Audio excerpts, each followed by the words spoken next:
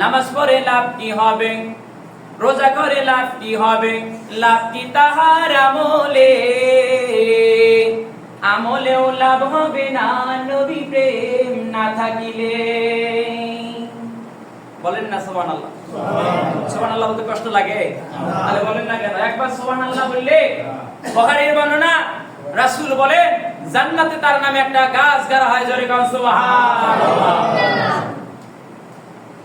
তাহলে কোরআন যখন তেলাওয়াত করা হবে, আয়াতে কারিমা যখন তেলাওয়াত করা হবে, তেলাওয়াতের শেষের দিকে সকলেই আপনারা বলবেন সুবহানাল্লাহ কিংবা আল্লাহু আকবার। এতে কি হয়? ঈমান মজবুত হয়, শয়তান দূরে চলে যায়।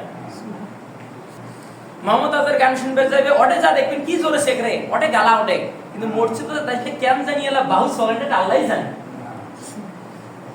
মসজিদে তাইলে মনে হয় প্যারালাইসিস হয়, মসজিদে তাইলে মনে হয় বোবা হয়।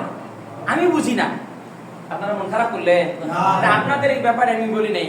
আল্লাহ পাক আমাকে ছোট্ট বয়সে অনেক জায়গাতে আমাকে নিয়ে গেল, আমি বেড়াচ্ছি এই বয়সে।